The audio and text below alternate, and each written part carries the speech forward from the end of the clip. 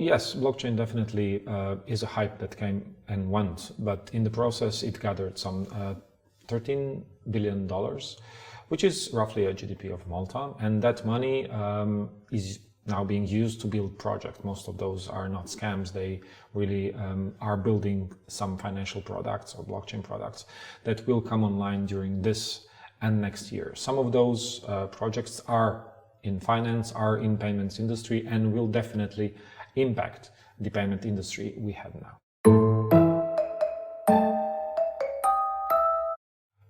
Well, first of all, applications. Applications built on blockchain, that's still something we haven't seen in production.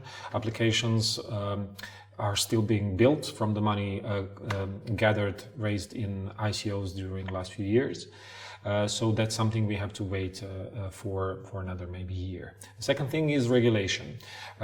Regulation was built in the last 50 years for a technology that functions on completely different principles that blockchain does. So if we want to start using blockchain in this heavily regulated industry that payments is, we'll have to adjust blockchain to the regulation and adjust regulation to the blockchain, and that is still a process that is going on at this point.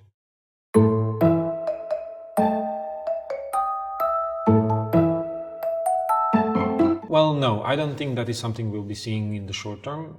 Some countries outside of the European Union are introducing cryptocurrencies like Venezuela and Iran, but they are doing that to counter the monetary hegemony of the West.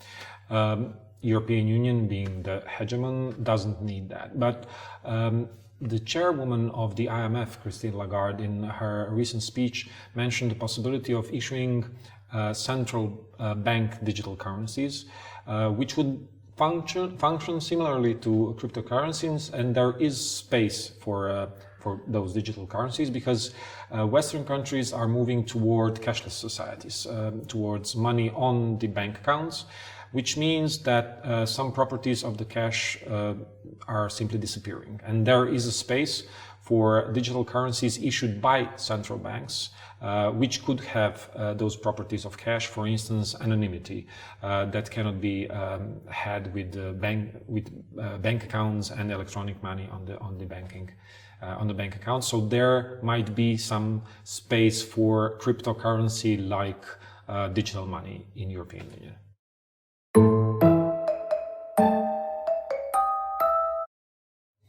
No, I don't see that happening in the short to mid-term. Basic property of cryptocurrencies is decentralization. So there is no single board of governors defining monetary policy of a cryptocurrency. Cryptocurrency simply does not have a monetary policy.